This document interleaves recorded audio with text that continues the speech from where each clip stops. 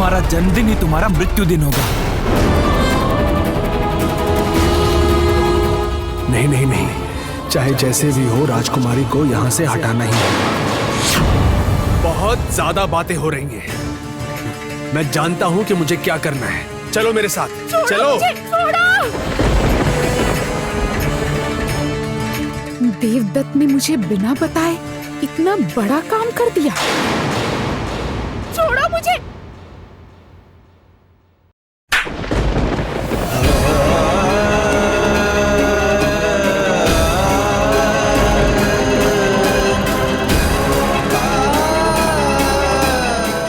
असभ्य, बहुत बड़े नीच।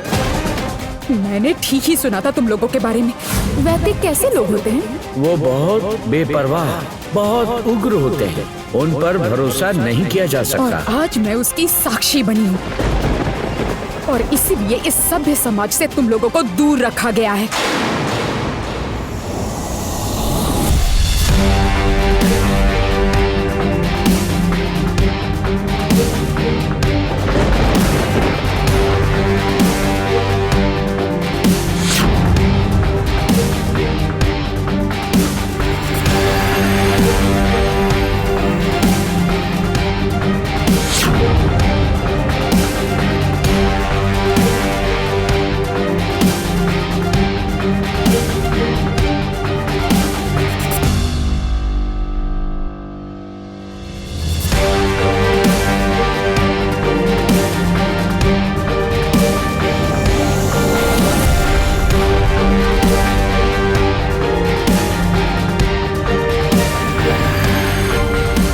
यही है वो राज सिंहासन जिसे हासिल करने की मेरी इतने दिनों से इच्छा थी।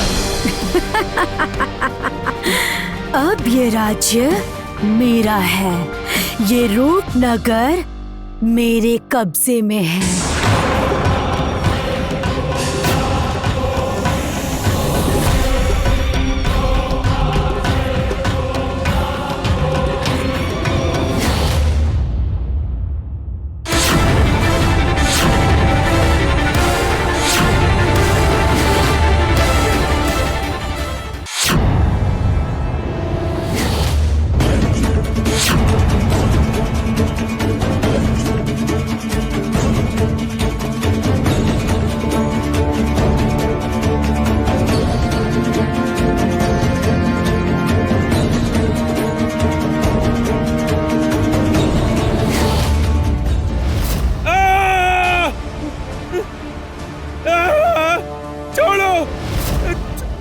मुझे छोड़ो।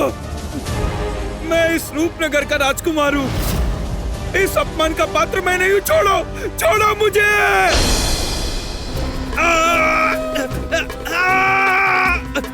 सही कह रहे हो।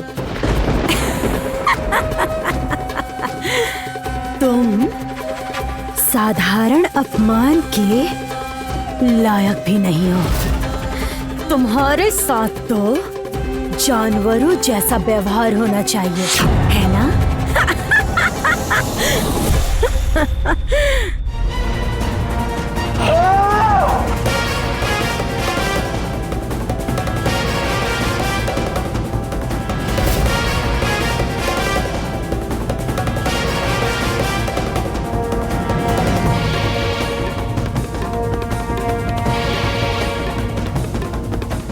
कुमार!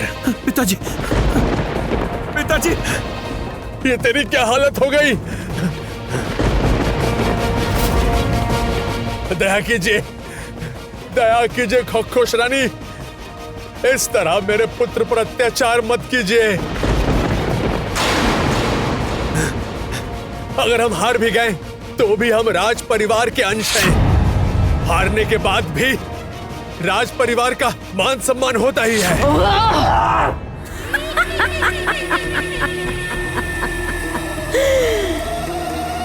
सम्मान?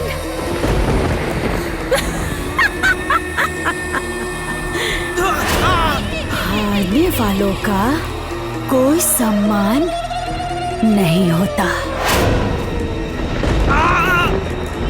ये सब कायरों के नियम हैं। खुश रानी जोटीला इन्हें नहीं मानती। जोटीला सिर्फ अपने नियम बनाती है। फिर भी मैं तुम्हें माफ कर सकती थी अगर मुझे इस राजमहल में राजकुमारी मिल जाती तो, लेकिन वो तो मुझे मिली ही नहीं।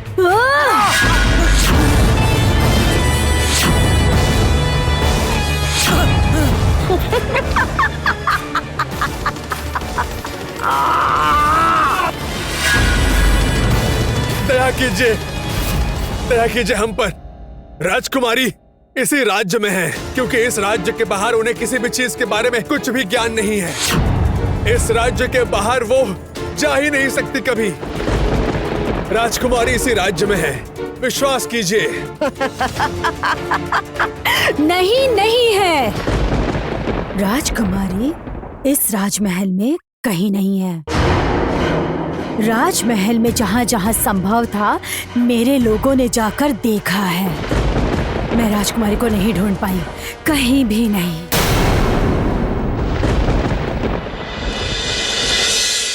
तुम लोग सच में मनुष्य कहलाने के लायक ही नहीं हो।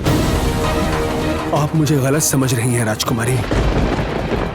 जरा शांत होकर मेरी बात सुनिए आप। चुप हो जाओ। किस साहस से तुम मुझसे बात करने की कोशिश कर रहे हो? मेरे पिताजी तुम्हारे हाथों में मेरा दायित्व देकर गए थे, मुझे बचाने के लिए कहा था। सुनो, तुम मुझे वचन दो, किसी भी परिस्थिति में तुम इसका हाथ नहीं छोड़ोगे, तुम इसकी हमेशा रक्षा करोगे। मेरे पिताजी ने तुम पर विश्वास किया और था। मैं उसी विश्वास की मर्यादा रख रहा हूँ, मेरा यकीन कीजिए आप। मर्यादा? तुम मर्यादा का अर्थ भी समझते हो? तुम बस ठगना जानते हो। हट जाओ मेरे आगे से, मैं तुम्हें देखना भी नहीं चाहती हूँ। हट जाओ, मैंने कहा ना, हट जाओ मेरे रास्ते से, हट जाओ। शांत हो जाइए राजकुमारी, शांत हो जाइए, मेरी बात सुनिए, मेरी बात समझने की कोशिश कीजिए। उत्तेजित होकर कुछ भी करने से समाधान नहीं निकलता। आपको बहुत कुछ नहीं पता है। आपको अगर मैं कुछ भी समझाऊंगा तो आपको समझ में नहीं आएगा। आप इस वक्त कुछ भी समझने की हालत में नहीं हैं। आपकी आंखों के सामने पर्दा लगा हुआ है राजकुमारी, और स्वाभाविक है कि इस वक्त आप खुद अपने बस में नहीं हैं। और क्या क्या समझाना चाहते हो तुम मुझे? ऐसी कौन सी नई बात समझा दोगे तुम मुझे? इतने सारे तुम्हारे रूप देख चुकी हूँ मैं। तुम्हारा असली रूप कौन सा है मैं तो समझ ही नहीं पा रही हूँ। और कौन सी नई बात तुम समझाओगे? हाँ बोलो। छोड़ो मुझे, छोड़ो। अगर मैं आपको छोड़ पाता तो मुझे बहुत खुशी होती राजकुमारी, लेकिन अगर मैं आपको इस वक्त छोड़ दूं तो फिर आप खुद अपनी क्षति कर लेंगी। मुझे क्षमा कीजिएगा। इस वक्त आपको यहाँ रखने के अलावा, बंदी बनाकर रखने के अलावा मेरे पास और कोई रास्ता नहीं। ये क्या कर रहे हो तुम?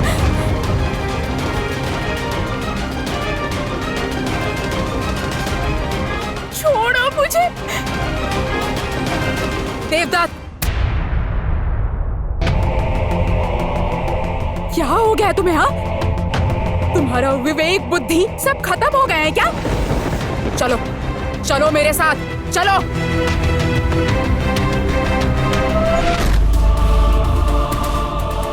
राजा को लेकर नहीं आ पाया, इसलिए उसकी बेटी लेकर आया हूँ। पिता के पापों की प्रायश्चित तो अब बेटी के खून से होगा। ये आदमी क्या कहना चाह रहा था? जैसे बाहर मेरे ऊपर गुस्सा निकाल रहा था, फिर अंदर मुझसे माफी मांग रहा था। जो चोट देता है वो कभी माफी नहीं मांगता। नहीं, सब उस आदमी का नाटक है, सब धोखा है। मैं भागूंगी, मैं यहाँ से कैसे भी भागूंगी ही, नहीं तो मैं भी रूपनगर की राजकुमारी कहलाने के लायक नहीं। मुझे वो राजकुमारी चाहिए। अगर उसे नहीं ला सके तो ये यातना सहनी ही पड़ेगी तुम लोगों को।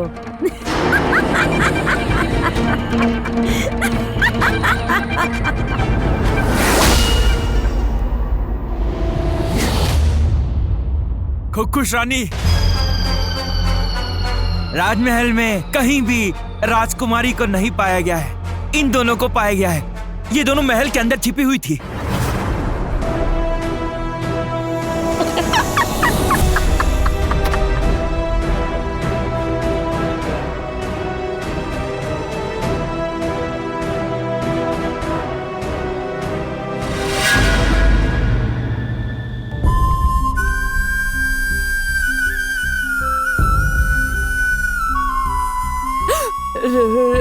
रानी माँ, मुझे नहीं पता रूपमती कहाँ है। विश्वास कीजिए, मुझे कुछ नहीं पता। आपके पैर पड़ती हूँ, मुझे छोड़ दीजिए रानी माँ। मुझे कौन जानता है? बताओ, कौन जानता है? तो फिर तुम में से कोई नहीं जानता राजकुमारी कहाँ है? अभी तो सुना था कि राजकुमारी इस महल के बाहर कभी जाती ही नहीं है। तो फिर तुम्हें तो पता ही होना चाहिए। बता, राजकुमारी कहाँ है? क्या हुआ? बताओ, राजकुमारी कहाँ है?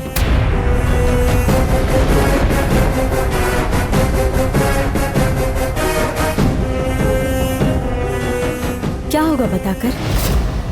अगर राजकुमारी मिल भी गई तो तुम उसे छोड़ोगी तो नहीं? तुम कितनी बड़ी शैतान हो ये सब जानते हैं।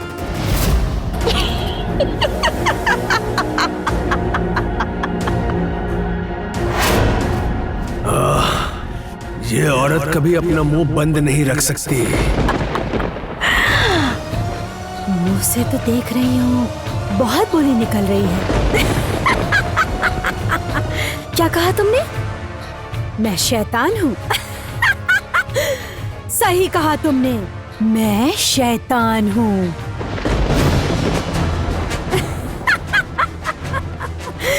सही पहचाना।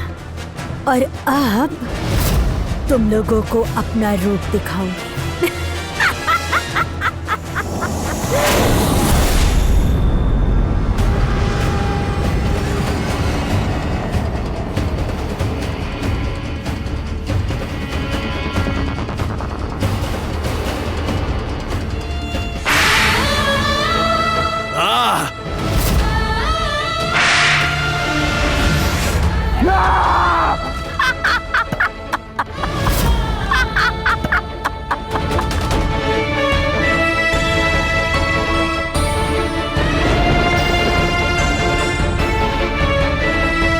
राजकुमारी कहाँ है मुझे नहीं पता,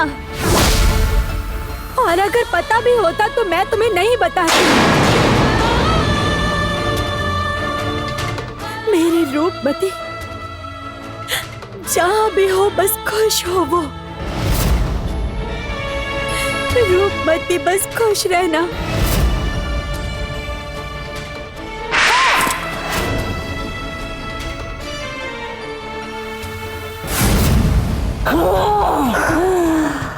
अगर वो खुश रही तो तुम में से कोई खुश नहीं रहेगा, ये जानती हो तुम। बताओ कहाँ है वो? राजकुमारी कहाँ है? बताओ, बताओ।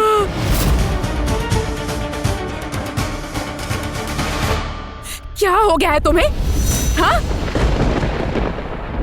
तुम्हें बेटा कहने में मुझे शर्म आ रही है। बदले की आग में जलते हुए तुम अपनी इंसानियत खो चुके हो। क्या कसूर है? हाँ, क्या कसूर है उस लड़की का? वो हमारी अपराधी नहीं है। हमारे अपराधी तो महाराज विक्रम देव है। और तुम्हारे पिताजी ने तो कभी बंदियों के साथ भी दुर्व्यवहार नहीं किया। तो फिर तुम्हें किसने शिक्षा दी कि एक पिता के अपराध की सजा उसकी बेटी को दी जाए? हाँ, बोलो, चुप मत खड़े रहो, बताओ किसने शिक्षा दी? माँ, तुम लोग सब मुझे गलत समझ रहे हो। मैं किसी की भी दी हुई शिक्षा नहीं भूला हूँ। तो फिर देवदत्त उसे अपने साथ क्यों लेकर आए? हाँ, क्यों उसे बंदी बनाया? क्यों यातना दे रहे हो? बताओ, तुम्हें मुझे कारण बताना ही होगा देवदत्त। माँ तुम सुनना चाहती हो मेरी बात? एक जगह बैठकर सुनोगी मेरी बात? माँ, शांत होकर मेरी पूरी बात सुनोगी तुम? मैं ना किसी को कुछ समझा ही नहीं पा रहा हूं माँ।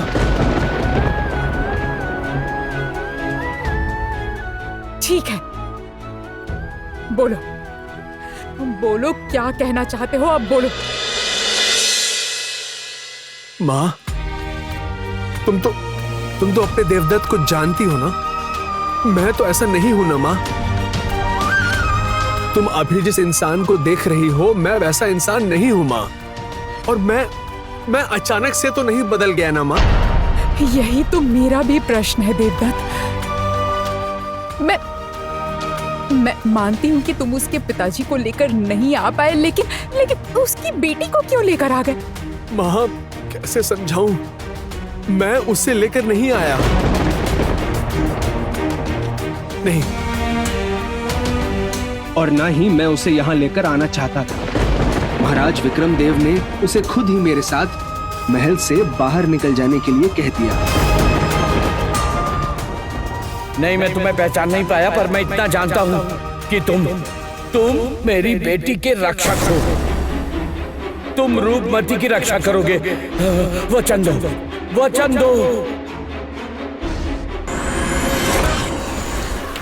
पिताजी, चोटिला तो आगे बढ़ रही है, उसे हमें रोकना चाहिए। हाँ, सही कहा बेटी तुमने, उसे रोकना होगा। तुम लोग आओ, मेरी योजना के अनुसार चोटिला को रोकना होगा। आओ, तुम लोग यहाँ आओ। रुको, यहाँ रुको, पास आओ बेटी।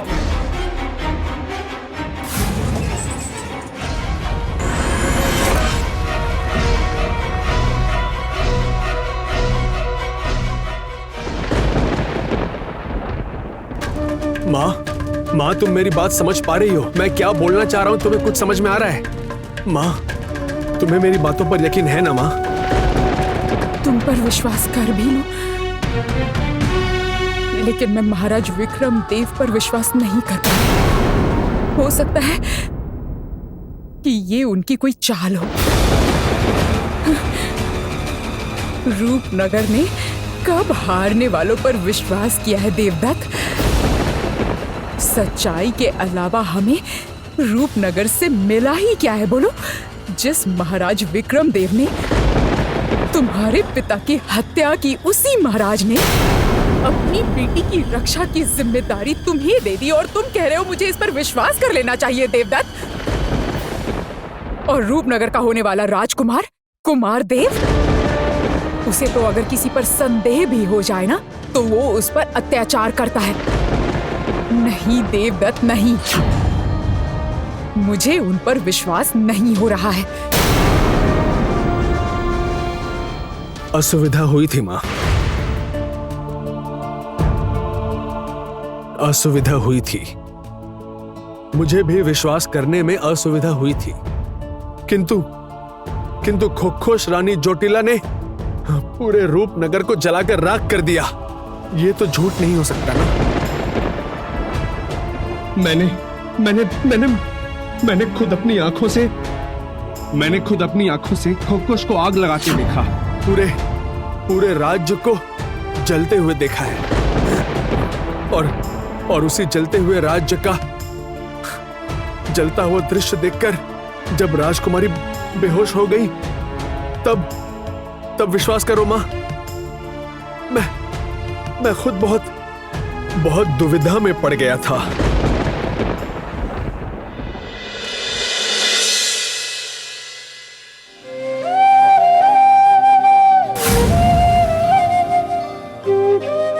राजकुमारी, आप ठीक तो हैं? आप सुन पा रही हैं?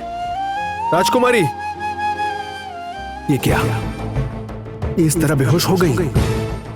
अब और अभिराज कहाँ गया इस वक्त? वहां पर वैद्यराज और बाकी लोग अवश्य मेरे बारे में चिंता कर रहे होंगे। नहीं, इस तरह राजकुमारी के बारे में सोचकर मुझे और समय नष्ट बिल्कुल भी नहीं करना चाहिए।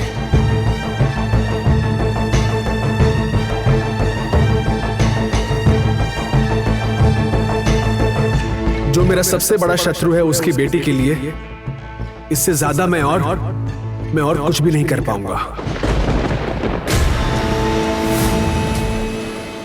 आज से ये तुम्हारी रक्षा करेगा।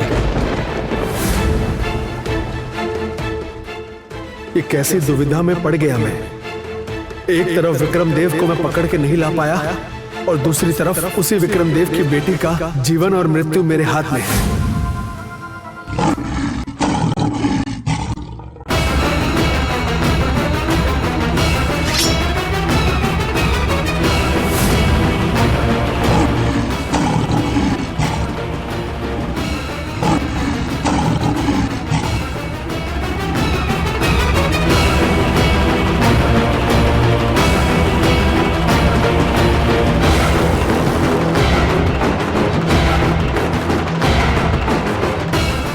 नहीं, महाराज विक्रमदेव ने मुझ पर भरोसा दिखाया है।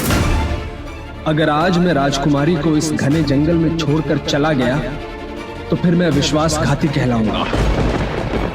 और उसके अलावा क्या मेरी मां मुझे क्षमा कर पाएगी? नहीं, वैद्य सरकार का बेटा इस तरह से मनुष्यहीन नहीं हो सकता।